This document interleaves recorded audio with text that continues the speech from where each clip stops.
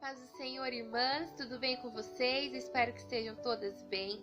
Quero ser grata aqui no início desse vídeo pela vida da Lara, pela vida da sua mamãe, que me fizeram esse convite de estar compartilhando com vocês algo que tem falado ao meu coração. E o desejo é que possa edificar a vida de vocês. Bom, o tempo que a gente está vivendo são de muitas incertezas e muitas mudanças, né? Todos nós sofremos com todas essas mudanças em um nível pequeno ou grande. E muitas de nós têm enfrentado dificuldades em viver esse tempo novo sobre a nossa família, sobre os nossos filhos, nosso marido e todas as mudanças que isso trouxe para a dinâmica familiar de cada uma. Mas eu quero compartilhar com vocês algo que tem estado no meu coração e nada melhor do que a Bíblia para nos orientar, para nos dar ensinamentos e lições práticas que podemos colocar nesse tempo. Por isso eu quero compartilhar com vocês alguns exemplos que nós temos de mulheres na Bíblia que pode muito nos ensinar.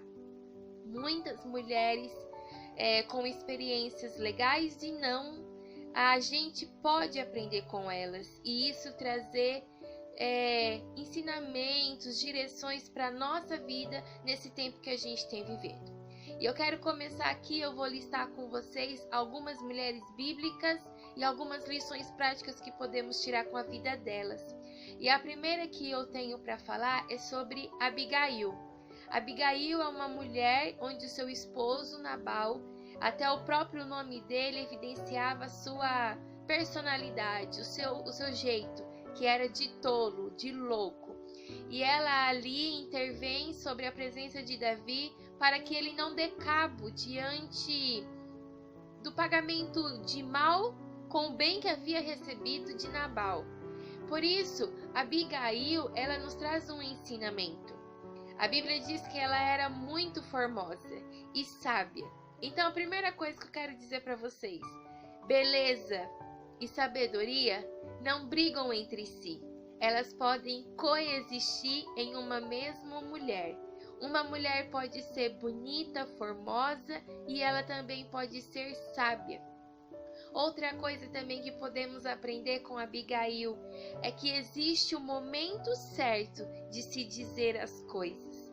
A Bíblia diz que depois que Abigail conversa com Davi e tem misericórdia da parte dele, quando ele já havia declarado que acabaria com Nabal, e ela leva ali o alimento, né? Ela leva toda a necessidade que Davi precisava, e ela então faz tudo isso sem que o seu marido saiba. Mas no sentido de que o coração de Nabal estava fechado. Mas quando ela retorna do encontro com Davi, ela encontra o seu marido embriagado. E vendo que ele estava embriagado, ela então decide não falar, não contar naquele momento. Então, às vezes a gente pega essa passagem e diz assim que então é coerente nós escondermos as coisas dos nossos maridos. Quando na verdade não. Ali o ensinamento é: diga a coisa certa, diga a verdade, mas no momento correto. Ali era embriaguez, mas talvez no momento de nervosismo, de ira, não seja o momento certo de dizer as coisas. Então diga a coisa certa, no momento certo. Tô com uma colinha aqui que eu fiz para não me perder no que eu quero dizer para cada uma de vocês. Uma última lição que podemos tirar com a vida de Abigail é que a sabedoria vinda de Deus sobre as nossas vidas nos faz conviver de maneira saudável, mesmo que o nosso esposo seja alguém muito genioso, seja alguém com atitudes tão impensadas, né? E ali a Bíblia diz que ela convivia porque era uma mulher sábia. Então, a sabedoria de Deus em nossas vidas faz com que tenhamos condições de conviver com os nossos esposos, mesmo que haja geniosidade, mesmo que haja uma certa dureza de coração em nossos maridos. Outra mulher bíblica que nós podemos ter lições sobre a vida dela é de Dalila. A Bíblia diz que Dalila, ela se envolve com Sansão. E ali todos nós sabemos a história de Dalila, ela por muitas vezes, se eu não estou enganada, por 3 vezes, ela instiga, ela de maneira incisiva, ela faz com que Sansão diga de onde vem a força dele. Então, Dalila insistiu, e a Bíblia diz que depois de tanta insistência dela, o coração de Sansão se desvendou perante ela, e ali nós sabemos o restante da história. O que nós podemos aprender com Dalila é que não insista, não importune o coração do seu marido com coisas vãs, com coisas que não são necessárias no momento, porque ao desvendar o coração do nosso marido em coisas que tranquilamente poderíamos deixar para lá, nós podemos ter um resultado negativo, como Sansão teve perante a sua própria vida. Então não insista, não persista em coisas que você pode deixar para lá. Outra mulher bíblica que nós podemos aqui refletir um pouco é sobre Sara. E uma lição que nós podemos aplicar nesse tempo que nós estamos vivendo sobre a vida de Sara é que não dê sugestões, soluções ao seu marido, coisas, aconselhamentos que vão ao contrário da palavra do Senhor. A Bíblia diz que Abraão tinha uma promessa de gerar um filho, e este filho tinha toda uma promessa também. Mas ali na pressa, Sara dá uma sugestão para que eles se deitem com a sua serva. Então que possamos ser mulheres sábias e dar conselhos sábios aos nossos esposos. Uma outra mulher, a esposa de Jó. Todos nós sabemos a frase famosa em cânticos e tudo mais sobre a esposa de Jó. E o que a esposa de Jó nos ensina é de que nós não podemos querer levar os nossos maridos a pecar por conta de nossas palavras. Mais uma vez a gente entra no quesito conselho. Não possamos dar conselhos aos nossos maridos que os façam pecar contra Deus. Que possamos também saber receber do Senhor o dia mau. Assim como nós sabemos receber o que é bom do Senhor, que possamos também aprender a receber do Senhor o dia mau. O tempo que nós estamos vivendo é um dia mau, mas se nós continuarmos como adoradoras, nós conseguiremos atravessar isso da melhor maneira possível, com um espírito alegre, mesmo que a nossa alma por dias venha se abater.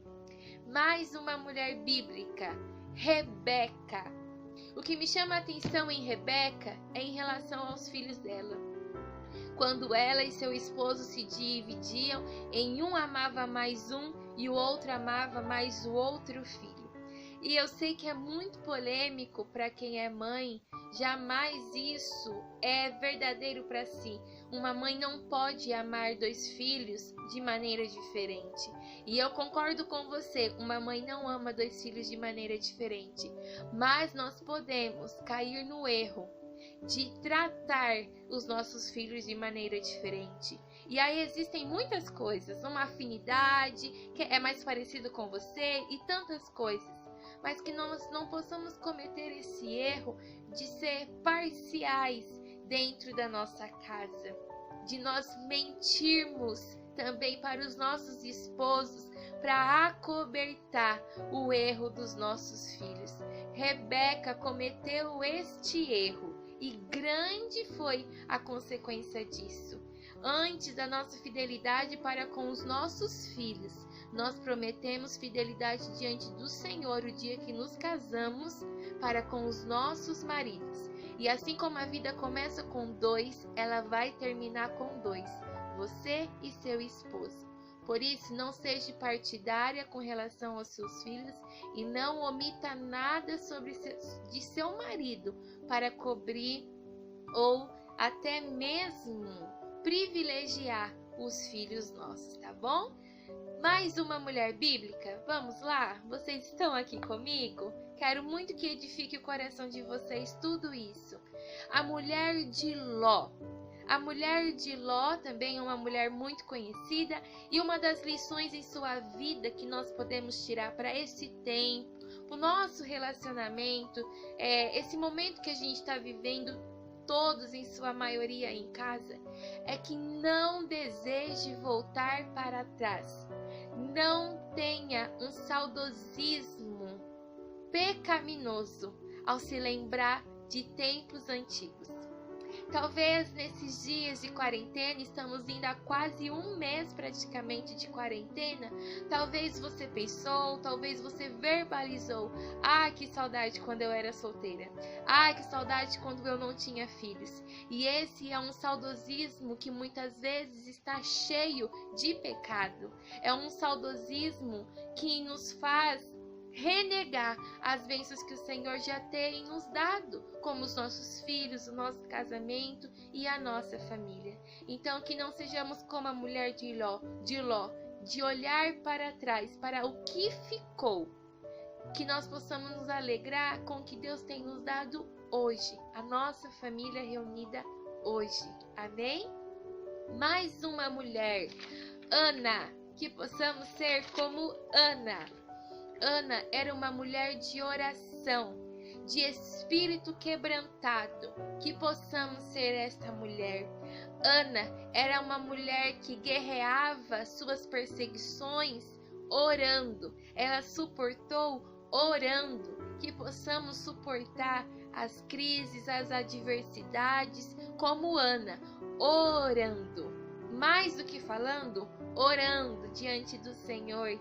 Também que possamos ter consciência de que tudo que nós temos, a nossa família, os nossos filhos, foi o Senhor quem deu e pertence a Ele, e que nós temos que devolver ao Senhor, tratando, servindo a nossa casa, os nossos filhos da melhor maneira possível. Mais 2 exemplos de mulheres bíblicas eu quero compartilhar com você. Jezabel. A famosa Jezabel, a mulher que matava os profetas de Deus, que matou os profetas de Deus. Mas Jezabel tem um ensinamento para conosco na relação dela com seu esposo Acabe. A Bíblia diz ali, ao narrar a história de Acabe e de Jezabel, o quanto ela influenciou o pecado, as intenções que já eram malignas do coração de Acabe, para que ele realmente fizesse o que era mal perante o Senhor. Principalmente ali na passagem da vinha de Nabote, onde o rei Acabe vai até Nabote, ele tenta negociar e ele diz que não venderia a parte da herança dos seus pais. E aí, como ele fica tão frustrado pela negativa da resposta de Nabote, ele abre seu coração para Jezabel. E Jezabel então arma um plano diabólico e que culmina na morte injusta de Nabote. E a Bíblia, ao final do reinado de Acabe, diz que Acabe fez o que era mal perante o Senhor, instigado por Jezabel. Amadas irmãs, que não sejamos como Jezabel, levando os nossos maridos a realizarem vontades e desejos que não são do Senhor. Que não sejamos Jezabel, coniventes com desejos, com vontades da nossa família, que sabemos que vão diretamente contra Deus. Há um equilíbrio entre submissão e entre anulação. Nós cremos na descrição que o Senhor tem da mulher sábia, do exemplo de esposa bíblico, que é uma mulher que é submissa. Mas submissão não é anulação. Nós podemos com certeza acrescentar com nossas opiniões, nós podemos acrescentar com a nossa sabedoria, no momento certo, como Abigail, e não sendo conivente com desejos que talvez nascem no coração de nossos esposos, que nós sentimos que não é do Senhor. E que possamos ser como Joquebede, que ali colocou o seu filho num cesto, colocou ali nas correntes do rio Nilo, sem saber que fim daria. Quando ela coloca Moisés no cesto, ela não tem dimensão de que Moisés pararia no palácio de Faraó. nas mãos da filha de Faraó ao banhar-se.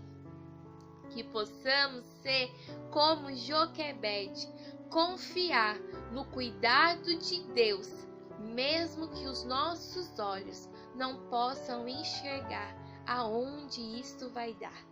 Que possamos crer no cuidado do Senhor. E eu quero aqui, para finalizar a minha fala, não cansar vocês, ler com vocês ali em 1 Pedro, capítulo 3, e algumas características a mais para a gente entender o que Deus espera de nós como esposa.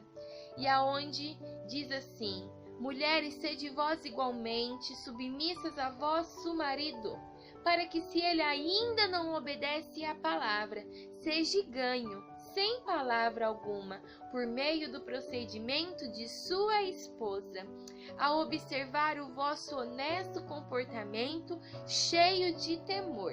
Não seja o adorno da esposa o que é exterior, como frisado de cabelos, adereços de ouro, aparato de vestuário. Seja, porém, o homem interior do coração, unido ao incorruptível trajo de um espírito manso e tranquilo, que é de grande valor diante de Deus.